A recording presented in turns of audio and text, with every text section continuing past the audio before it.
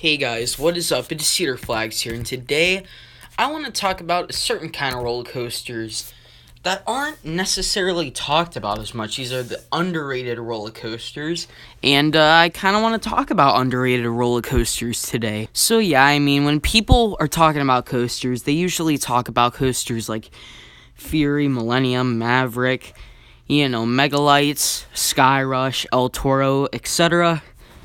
And while those are really good roller coasters, there are some coasters that are left behind in the dust. And tomorrow, expect a video on overrated roller coasters, aka talked about too much. But in the meantime, let's talk about some underrated rides. The first coaster I want to talk about is Prowler at Worlds of Fun. And this coaster seems identical to some rides like Mystic Timbers or Gold Striker, but the problem is, this isn't talked about anywhere near it should. What I mean by that is, just look at the ride. It has airtime after bank turns after more airtime. It looks as good as rides like Gold Striker. Yet, I think the reason that it's not talked about much is that Worlds of Fun is unfortunately a smaller park. So, less people ride this ride. So, I could kind of see how this ride isn't talked about much. But rides like Gold Striker are talked about a lot, so why can't this ride? It looks absolutely amazing. This next one actually might come as a surprise even for underrated rides. I put Fahrenheit at Hershey Park, and there's a really likely chance I'm riding this ride this year. Crossed fingers. But anyway, this ride is an Intamin Blitz. Yes, I like to call it a Blitz in Hershey, Pennsylvania. And when you think about Blitz coasters or Intamin Twister coasters in general, you think of rides like Storm Runner in the same park. You think of Maverick, Ice Speed, Cheetah Hunt, but Fahrenheit seems to be left off. I've heard from people that it's smooth, it has rapid transitions, and even it has airtime. Plus, it has the second generation restraints that rides like Storm Runner and Maverick have. So, what can't be bad about this ride? Seriously, it looks amazing. So next we have Phantom's Revenge at Kennywood in Pennsylvania too. This is actually at my home park, and I've ridden this ride in the front and the back, everywhere, and I love it. I absolutely love it. It's up there in my top 5 with, rides like Maverick and Millennium Force. But anyway, what I like about this ride, first of all, it's butter smooth, okay? Butter smooth. And then the second drop's actually bigger than the first. But the one thing that stands out is, first of all, in that second hill, there's floater airtime. But halfway through the ride, it transitions from bank turns to just complete ejector airtime. Plus, before you actually go on the ride operators push down the restraint. And you notice the lap bar doesn't even touch you. And when you literally go over those airtime hills, you fly out of your seat. It's almost unsafe. You're holding on for dear life. Either that or you're putting your hands up if you're brave enough. But anyway, this is an amazing ride. It also includes a double down near the end, which is actually really surprising for people even like me. Definitely recommend it.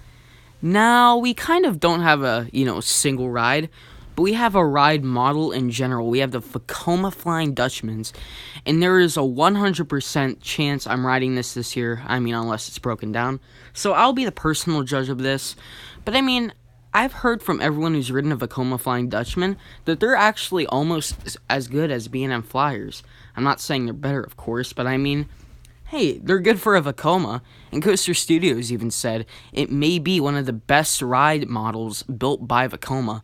And what's not to love about this ride? I hear this ride is glossy smooth. It has the insane elements. The only thing it's really missing is a pretzel loop. If one of these had a pretzel loop, it would probably be as good as B&M. But since it doesn't, it still has, the traditional loop. It has twisties at the end, what I like to call them. It has overbank turns. It has an insane first drop. They have all the things a flying coaster can offer. Now we have another ride that I've personally ridden, once again, in Pennsylvania. It is called the Ravine Flyer 2 at Waldameer. Holy crap. First of all, this is the 5th best roller coaster made out of wood in the world, according to Amusement Today and some other sources. Plus, it goes down a ravine. Plus, it has insane ejector airtime right after the first drop. It just has twists and turns everywhere. And if you ride this in the front row at night, which I personally have, it is, first of all, butter smooth. And second of all, absolutely amazing. You can't see anything. And then you get this random amount of ejector airtime. You get like 3 airtime hills in a row, which is amazing. And then you get all these turns. But same with Prowler. I feel like this roller coaster isn't talked about much because it's at a really, really, really small park. Of course, once Coaster Studios goes there, it will be talked about all the time. But anyway, Coaster Studios is going to Waldameer, and I think I might meet him. Who knows? And finally, we have a B&M Giga, Leviathan. Leviathan is talked about, don't get me wrong, but it looks just as good as coasters like Millennium Force, Maverick, El Toro, and Fury 325, yet Leviathan is undershadowed. In fact, some people even say that Behemoth is better, which blows my mind. This ride's like almost identical to Fury 325, and people say, Fury 325 is the best coaster in the world. Then you have Leviathan, it's my number 15, it's okay. It's a B&M Giga, it's butter smooth. It looks as good as Fury 325. In fact, it looks like it has more airtime than Fury 325 does. Fury 325 is turns. This has everything you could offer. It just blows my mind. How people could talk about Fury all this time, and then no one could talk about Leviathan. Of course, there are less Canadian coaster enthusiasts that have been to this park, but who really knows the reason why this coaster is undershadowed?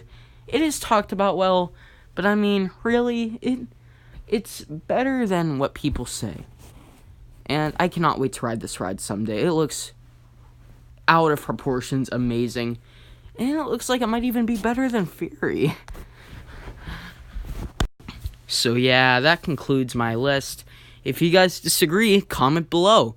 And yes, the top 10 overrated roller coasters, or not the top 10, maybe just a list, will come possibly tomorrow, most likely tomorrow. I already have everything planned out, so expect that. And I'll see you guys later.